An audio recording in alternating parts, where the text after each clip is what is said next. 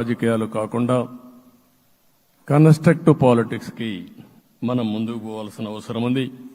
అందుకే ఈరోజు నేను ఒకటే మీ అందరికీ హామీ ఇస్తున్న, మీ ద్వారా ప్రజలందరికీ, మనది ప్రజాప్రభుత్వం. ఇకపైన మన ప్రభుత్వంలో ప్రజావేదికల కూల్చివేతలుండవు.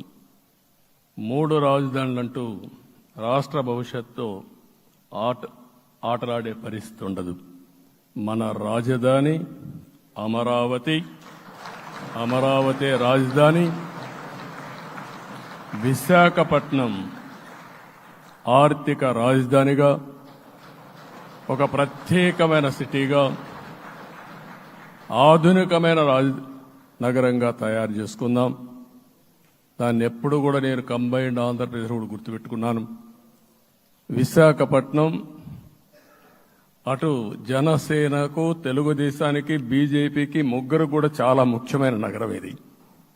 ఎందుకు నేను ఈ మాట అంటున్నానంటే, లాస్ట్ ఎలక్షన్లో 2014లో హరిబాబు అక్కడ ఎంపీగా గెలిచారు. తర్వాత విడిపోయిన తర్వాత 2014లో మళ్ళీ మనం పోటీ చేసినప్పుడు చేశాం. 2019లో 4 అసెంబ్లీ సీట్లు గెలిపించిన ఏకైక నగరం విశాఖపట్నం తెలుగుదేశం పార్టీకి.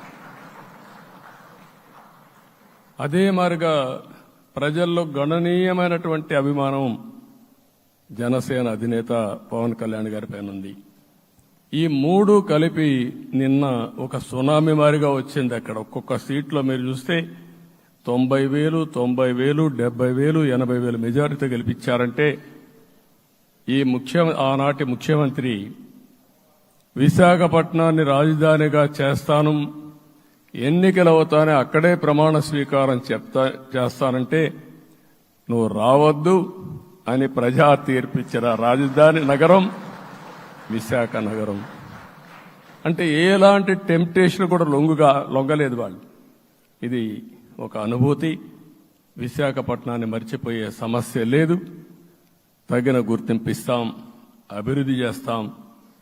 ఇంకొక పక్క కర్నూలుని కూడా ఇదే మాదిరిగా చెప్పి కర్నూలుని జ్యుడిషియల్ క్యాపిటల్గా చేస్తామని కడాన ఏమీ చేయకుండా వదిలిపెట్టినటువంటి వ్యక్తి. ఈరోజు మీరు ఒక్కసారి గుర్తుపెట్టుకోవాల్సింది, నేను చాలా ఎన్నికలు చూశాను కానీ రాయలసీమలో 1 సైడ్ ఎన్నికలు జరిగాయి. బ్రహ్మాండంగా ఓట్లేశారు. ఓట్లేయడమే కాదు, ఊహించినటువంటి మెజార్టీస్ ఇచ్చారు. ఇది నేను కొంచెం భయపడ్డాను బిగినింగ్లో, కానీ ఊపు చూసిన తర్వాత మాత్రం అనిపించింది అందరూ ఎక్స్పెక్ట్ చేశారు రాయలసీమలో కొంచెం ఇబ్బంది ఉంటుందని. అలాంటి రాయలసీమ తిరుగుబాటు చేసే పరిస్థితికి వచ్చింది. దానికి కూడా మనందరి మీద బాధ్యత ఉంది. కర్నూలుని అన్ని విధాలా అభివృద్ధి చేసే బాధ్యత Telugu Desam party, Janasena, BJP, NDA కూటమి తీసుకుంటామని కూడా హామీ ఇస్తున్నాను. ఈ 3 సిటీలే కాకుండా మొత్తం అన్ని జిల్లాల్ని సమభావంతో ఆలోచించి మనం ముందుకెళ్దాం. ఇంకొక పక్క మనలో ఏ కోశాన కూడా అహంకారం ఉండకూడదు, అరాచకం అనేది ఎక్కడా కనిపించకూడదు. ఈ రాష్ట్రంలో అశాంతికి చోటు అనేది లేకుండా ముందుకు పోవాల్సిన అవసరం ఉంది. రాష్ట్ర ప్రజలందరికీ హామీ ఇస్తున్నా, సీఎం వస్తున్నాడంటే చెట్లు కొట్టేయడం, లేకపోతే రోడ్లు మూసేయడం, షాపులు బంద్ చేయడం, పరదాలు కట్టుకోవడం అవన్నీ ఉండవు. సీఎం కూడా ఒక మామూలు మనిషిగానే వస్తా, అందరితో కలిసి ఉంటాం. నేను సీఎంగా ఉన్నా, మా మిత్రుడు పవన్ కళ్యాణ్ గారు ఏ హోదాలో ఉన్నది కూడా రేపు అనౌన్స్ చేసుకుంటాం. మేమందరం కూడా సామాన్యమైన వ్యక్తులుగానే వస్తాం మీ దగ్గరికి.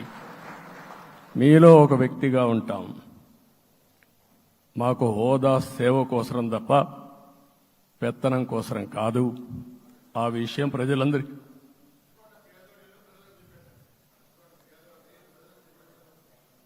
అవన్నీ చేస్తాం.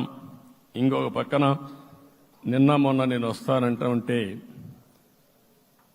వాళ్ళకు కూడా తెలుసు కాబట్టి ఎన్డీఏ అభ్యర్థిగా అంటే శాసనసభ నాయకుడిగా ఎన్నుకుంటారనే ఉద్దేశంతో ముఖ్యమంత్రి అవుతాను ఉద్దేశంతో రోడ్లన్నీ కూడా నిలిపి